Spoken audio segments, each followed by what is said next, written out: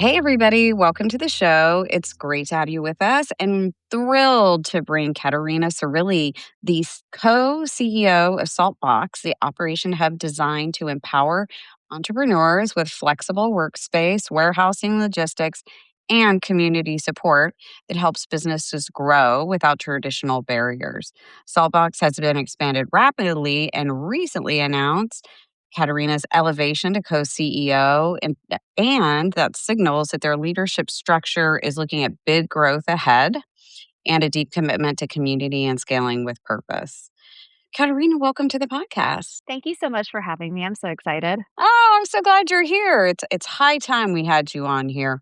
I had the pleasure of going through one of your locations in Atlanta, and Yes. I was so impressed. It's so fun to go through a salt box. And if you guys don't know, the way I just would describe it is it's a co-working space plus a warehouse space plus amazing logistics. So if you're like a small business that needs to ship things, they help you ship things, but they also like handle the logistics of the shipping companies.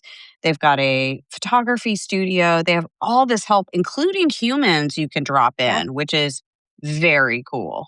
So welcome. Thank you. Thank you. Yeah, we always tell people that you can't really understand what a Saltbox is until you come on site. We'll even have like investors that have heard everything about Saltbox, everything about the business. And when they tour the facility, they're like, wait, this is Yeah, it just way clicks. better than what I even expected. Yeah, absolutely. Yeah, it's Absolutely. it's awesome. Okay, so before we dive in, I always ask number 1, how are you? Like really, how are you? I'm good. I had a pretty busy holiday going into the new year, both personally and professionally. And I think the last couple weeks have really been, I think, centering for me. So I'm feeling Mm, good. Yeah. that's great. Good. I Happy to love be that. here. Okay, and then my next question I'm asking everybody this year is I really feel like my morning routine is a game changer in my life. So I'm asking a lot of other people, like, what does your morning routine look like? I wish I had a profound answer to add to your routine, but transparently mine fluctuates pretty dramatically. And I think the real reason for that is my brain functions best in the morning.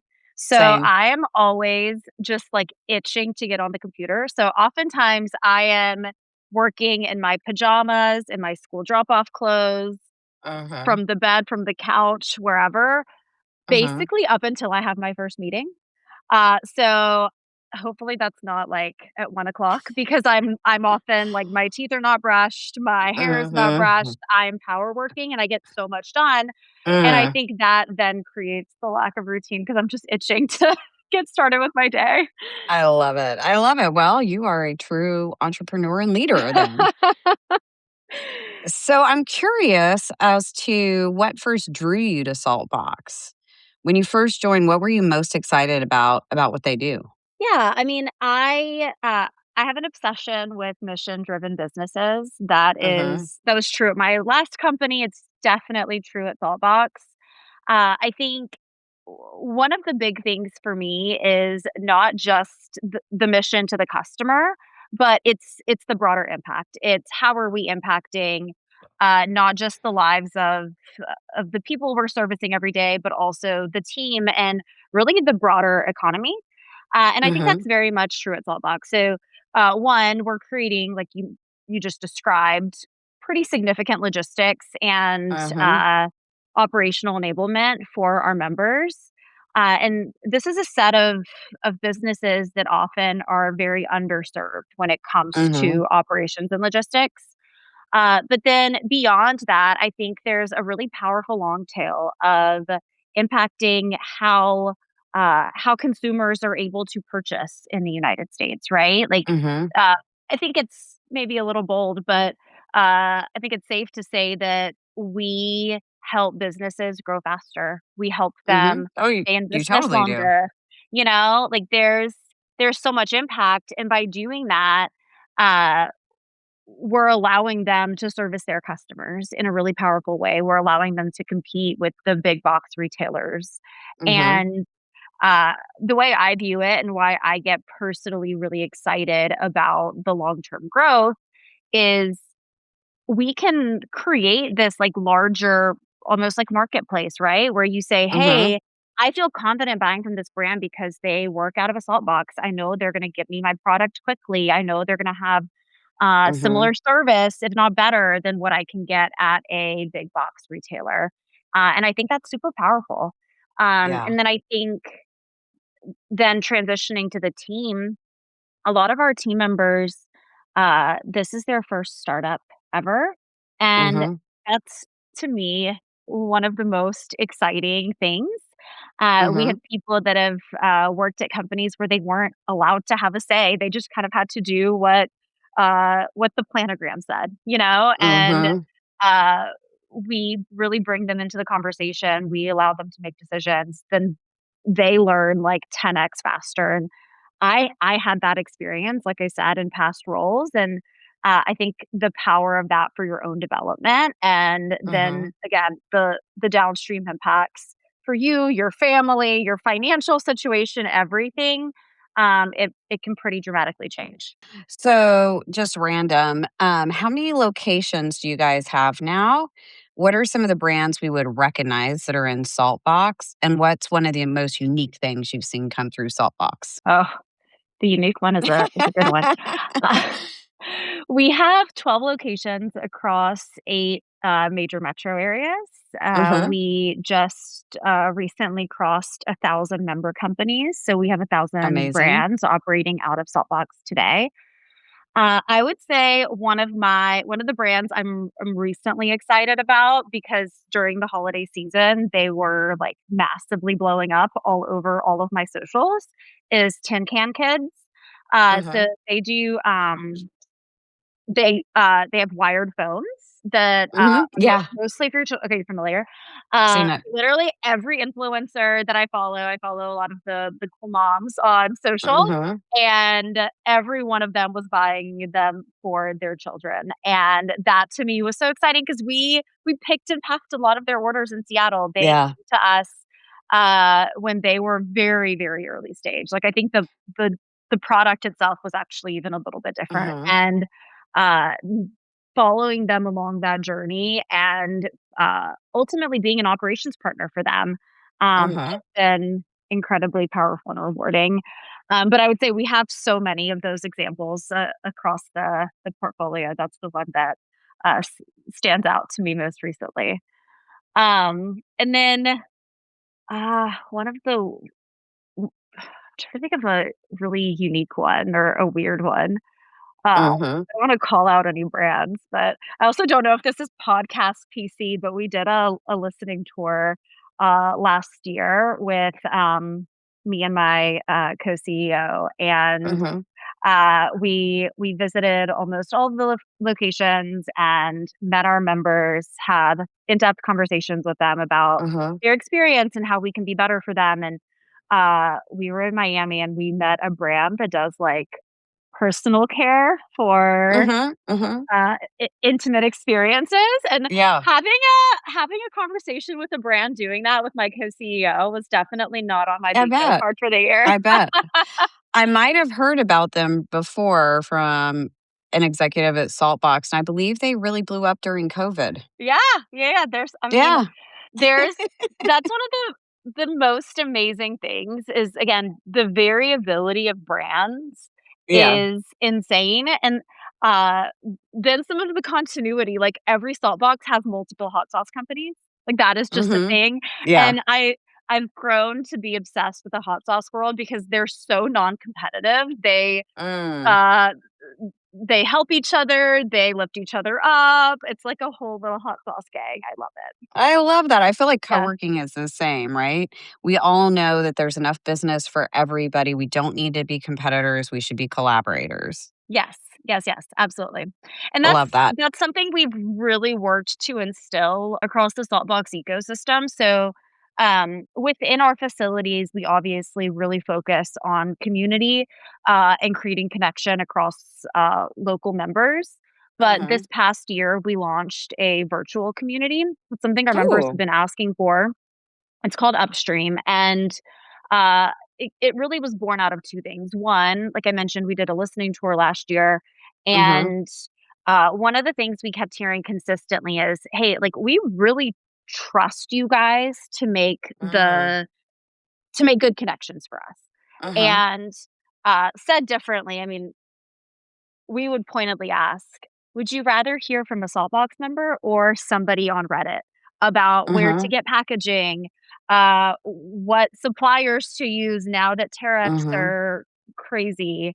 Whatever it may be. And the consistent answer we heard is, "We want more connections inside the Saltbox Mm. ecosystem because we know that these are real brands, they're vetted." On Yep. Reddit, you're gonna have random people like me just, like, typing stuff, and I don't know Mhm. what I'm talking about. Yeah, Yeah, it's like a vetted community. exactly. So uh, we wanted to create connection across markets as well because, now we have a shoe brand in Denver that can connect with a shoe brand in Atlanta. There's not many shoe brands in our Denver market. Mhm. There might be multiple hot sauce companies, but not multiple shoe brands. But now they can Mhm. talk to one another, and we've created these, like, tighter, niche groups that are connected, whether it's through the product they're selling or the business challenges they're seeing, even down to like uh, parents that are entrepreneurs and having an internal community for that. So that's been really powerful. I love that. Is that on an app, or did you guys build it, or or how did that tell me about the tech. It is. It is through an app. I believe we use a platform called Oh, Mighty yeah, Networks. yeah. Yeah, Yeah, they're yeah, great. yeah. But it's layered on top of that. Our community is called Upstream, so it's a Yeah. standalone application. We have a significant number of our members that are a part of it, and again, they engage with it consistently. We put educational content on there. We're always doing webinars. We have Mhm. consistent blog posts that we release, and we really try to make that like the hub for Mhm. education and connection that is not physical to the location. I love that you guys really listened. I love a listening tour. And, it's funny because a lot of times people come to me and they'll say, "Well, should I do X?" And I'm like, "You should ask your community if you should Yeah, do X. They will tell you." Definitely make sure the sample size is big enough yeah, to make sense, cuz sometimes I see like they don't get enough response and they go down a road that I'm like, "Wait, just four people said that they needed another phone booth. Don't go buy a phone booth cuz four people said it if you yeah, have a yeah, yeah, yeah. community of 400 people, Uh-huh. right?" So Totally. it's like it's funny how many people are trying to guess. You don't need to guess. You need to Yeah, ask and listen. So yeah, that's awesome. I love that. I love anything that builds more community and more connection. That's my love yeah, language. yeah, So, in your leadership role at Shift, you have experience scaling operations, and now you're looking at scaling Saltbox nationally, right? And yes, I'm curious how those experiences have really shaped your approach to culture and community. Because it's funny. I had an operator say to me yesterday, "The problem is you can't scale community." But actually, you can. It's just yeah, really hard. So I'm curious what your thoughts are. yeah. For me, more than anything, it starts with the team. Our team is an extension of the Saltbox brand, the physical locations, and that Hmm. was true at Shipt, and, I think for me, that was a super powerful experience working at a early stage company that Hmm. had a real perspective on things, and I've taken a lot of principles from that Mm. into what I do at Saltbox. Think the 2 things that stand out for me are, 1, um, the idea that you can bring your full self to work, that you can be authentic, that you can bring forward ideas, and there's this, Mhm. like, psychological safety to, Mm. uh to challenge the CEO, to say, "Hey, we're doing this completely wrong." Mhm. And again, translating that to our member base, that's what our listening tour was about. We were like, "Hey, tell us what's going badly, not what's going well. Yeah. We care about the good stuff, and we're gonna continue to double down on it." But we see the good stuff. We're overly proud of the good stuff, you know? We wanna Mhm. know what's not going well. We wanna know how we can be better.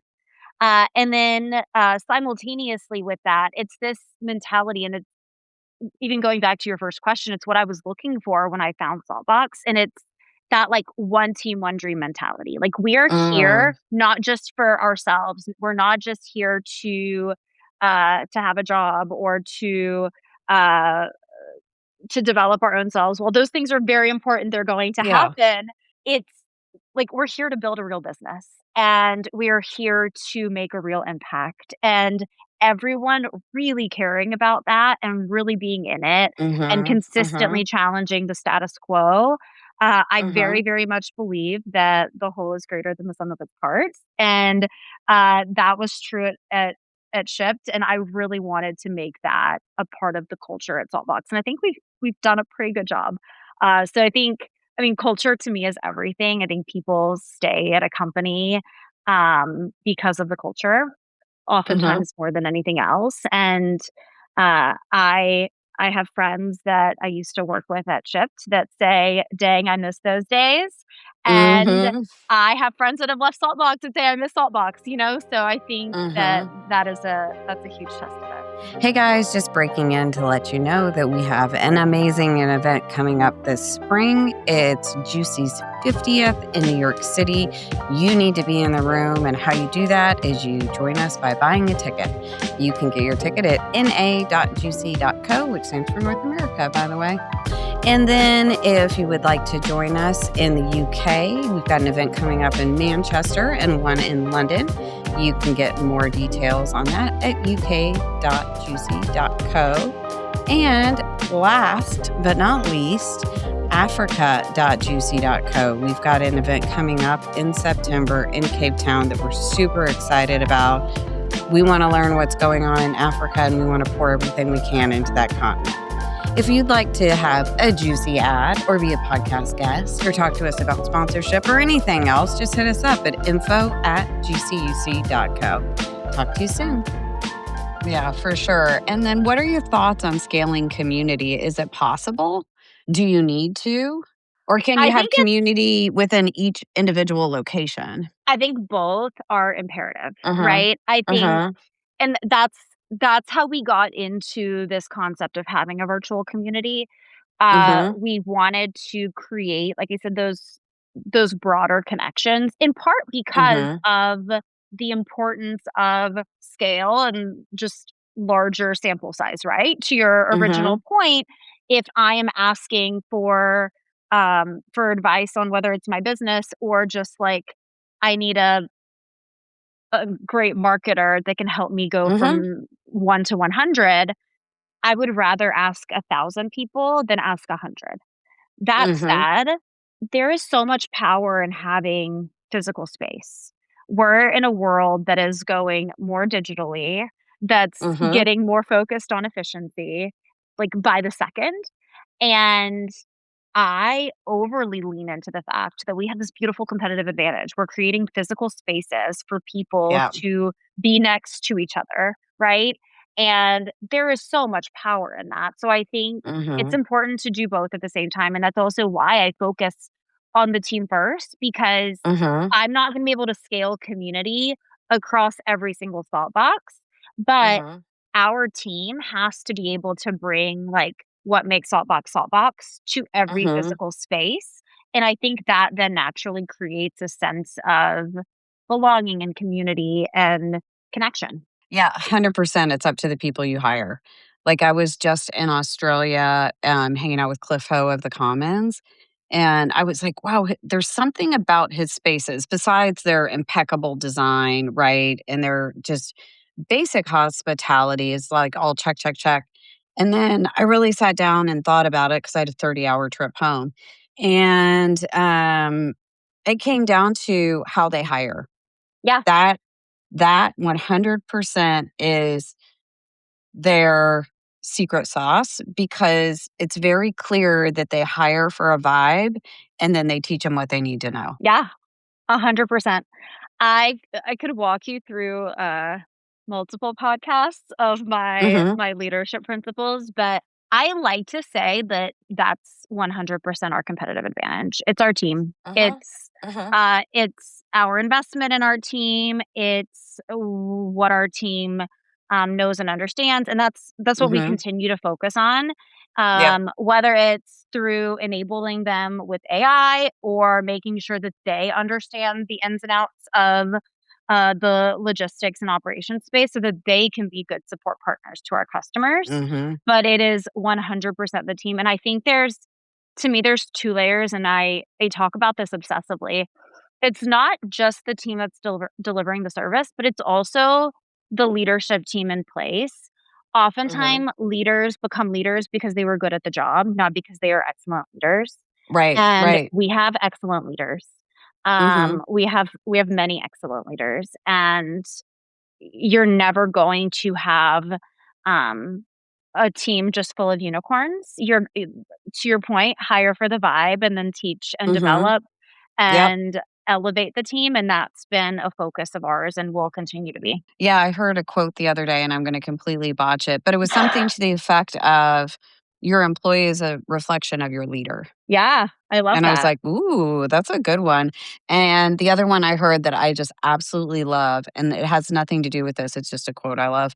It was, "Trust is lost in buckets and regained in spoonfuls." Yes. Wait, I love that. I'm gonna Isn't that borrow that one. great? Yeah, Yeah, that's yeah, we beautiful. should put that on a Beautiful. t-shirt or something. Yes, Um, absolutely. Absolutely. okay, switching gears. So, Saltbox serves a wide range of businesses from solopreneurs to scaling operations to actually big brands as well, right? Yeah. How do you tailor member support when they're in so many different parts of their journey? Yeah, absolutely. Like I said, a lot of it does start with our team and making sure Hmm. they know what to look for. They know how to engage with different kinds of brands. I think Hmm. one thing that makes Saltbox incredibly unique is we are literally built to handle unique cases and instances, right? Hmm. I have said forever and ever that logistics is the business of exception management. When things are Hmm. going well, anybody can do it. When things are Right. going poorly or when somebody has a really unique process, that's when it Hmm. gets tricky. And, uh, until until we built Saltbox, until that was an available offering, Hmm. most brands would work out of their garage. Then when they thought they were ready, they would go to a 3PL. A 3PL is built for efficiency. It's What's built a for 3PL? a third-party logistics company. Okay. So yeah, totally. No, thank you for asking. Most of the time when you are buying product online, if you're not buying from like a big box store, Hmm. um, you just got a Skims order. So if you order from Skims, they have a third party logistics company. It's in like the middle of Kansas or something. It's a giant Hmm. warehouse that has a bunch of different brands products in it. And they really quickly pick and pack their orders. But it's all built on, like I said, a very specific, consistent process. Our customers don't want that. They care much deeper about their product. They want to see, feel, and hold it. And they wanna put a cute handwritten note in it or some tissue Hmm. paper, and, um, we've created a business around that, and I think Hmm. that is that's the physical example of how we Hmm. service different brands differently. When I talk to a potential customer, especially a larger Hmm. customer, I'm very quick to tell them if Saltbox isn't the right business for them. Yeah. That said, we we we offer a solution that almost nobody else does because of our pure proximity to customers. Our Mhm, warehouses are in cities; they're near people. So if you want last mile delivery from our facility, like we are the place to be. Um, mhm, but we're not going to be the fastest or the cheapest or the most efficient or the most automated. In the future, we're going to have much more automation, and we're going to have democratized access to that, just like we do to the rest of mhm. logistics. But today, we're going to help you at whatever stage you are. And I think that's a really unique Uh, proposition. Absolutely. Okay, I don't know where the time went because 'cause we're almost out of time. This is I insane. talk a Time lot. I'm warp. sorry. No, but it's so great. I love it, and I love your virtual community, but, so I don't think it's so much what questions should I have asked you, but I didn't. Like, we've Yeah. got 5 more minutes. What should we be talking about? Uh, I mean, right now, I'll tell you one thing that's really on my mind is Yes. the world of AI and automation. Ooh, let's It's do that. Yeah, been I was actually thinking, I was like, "Are you gonna have a bunch of robots?" we uh we might. I when we started Saltbox, the whole point was logistics infrastructure is expensive, right? Mhm. So, like, you as an early stage brand, you're not only not gonna get your own warehouse, but you don't wanna buy pallet jacks and pallet racking and all of these things that very quickly add Mhm. up when you're like, "I'm just trying Mhm. to ship, like, 10 orders a week." Mhm. And it's the same thing here, like, robotics are going to become a bit more accessible, but they're not gonna Yeah. be accessible to somebody that's shipping 5 orders a week. So, Yep. that is very much, going to be a solution at Saltbox. Uh, we're not gonna replace community with Yeah. robots. That's different. Never. We still care about people. But I think that's the piece is, uh, in a world that is becoming more and more automated, we are investing in our team learning how to Mhm. leverage AI, learning how to Yeah. leverage all of the various tools that are at our fingertips. I would say at a more accelerated pace than many large companies are even able to because we are small and scrappy and again are obsessed with our team and obsessed with Mhm. investing in our Mhm. team, but we never want that to take away from the human experience and the fact that, like I Right. said, we have these physical spaces where people can show up and connect and look at each other face to Yeah. face. And I think that in a way, it makes me excited because I'm like, hey, like we internally can be faster and better, but we have this like competitive or, like, unique business, unique value Mhm. proposition that's never gonna go away. People are always gonna crave that connection. Yeah. And I think the other thing is, eventually, Amazon's been flying high for a long time, but eventually there will be and there already is a backlash to this big box, Yeah, right? And yeah, you guys are the opposite of Amazon in a way yeah, because you're supporting small business, which I freaking absolutely. love.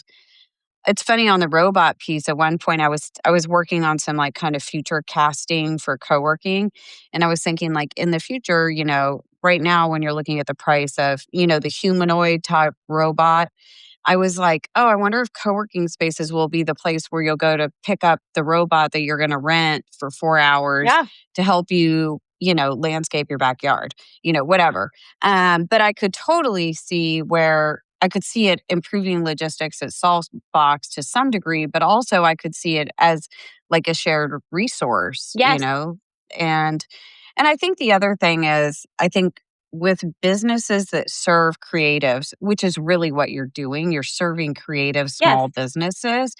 That is the thing that is absolutely immune to AI really doing anything. Like creatives in the future are where it's at. yeah, And I always like to point out, because I am a futurist, that I, in a lot of ways, see AI as the way people first saw computers. Everyone's like, yes, nobody's going to have a job, all this panic, right? No, it just made us better. It didn't, 100%. no, and will things always be used for good and evil? Yes, but it's like we're not the people that Yeah, are gonna use it for evil, so whatever. Use it for good. yeah, And so I really encourage people to remove their fear around yeah. AI and embrace it as something that can help us and society move forward. I totally agree, and I love that you referred to our members as creatives because you're totally right. I think if anything, the level of enablement that we provide can result in more people becoming business owners. And more creative because you can take all the Absolutely. minutia out of it and push it That's to Saltbox. that's been our goal from the beginning is I am an operator. I am obsessed with business operations. Mhm. But most entrepreneurs, most of the brand owners that we interact with, they Mhm. didn't start their business because they are obsessed with logistics or want to deliver products in 3 days to their customers. No, they're obsessed with a product. They're obsessed Right. with the thing they're building. If anything, that more organically translates to marketing and growth and how they position themselves. One really interesting stat that I observed, because we did this whole big member research project, is a lot of Mhm. our founders have an even larger social media following than the brand that they started because they Mhm. started as somebody that people wanted to listen to. And again, they have Mhm. this like powerful creative voice, which then they transitioned into physical product that they're now selling. Right. And again, I think for us, if we are successful, which I intend to be, by creating this ecosystem, it becomes super easy. So you say, "Hey, Mhm. I wanna make hats." Great. I'm going to go to Saltbox and say, "What do I need to do to even get started?" And Yeah. I can be up and running very quickly because I now have this community of people that can help me, figure out where to source this thing, how to make a business plan, how to get it again ultimately to my customer, et cetera, et cetera. So, again, I think the long tail is super powerful. I love it. Thank you so much for taking the time and Of course. getting up early and camera ready. I super appreciate you. And I'm so excited you're going to be in New York at Juicy. It's going to be Yes. such Yes, a yes, great yes. one. You're going to love it. So, you guys hit up Katerina at Juicy. This was so awesome. Thank you so much for sharing your Thank you, Liz. insights, your experience, the new products you're launching, where you guys plan on going. And I really appreciate the way that you're looking at community leadership and real support for small businesses and creatives because that is where it's at. So thank you. Thank you. It was great to be here and, always happy to chat more. Yay. Okay. If you enjoyed this episode, be sure to like and follow wherever you get your podcast so you never miss an episode.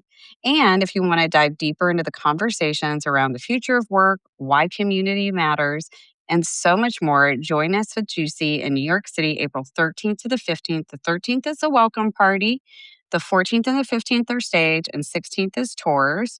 So grab your tickets now. It's on na.juicy.co. Thank you for listening, and we'll see you next time.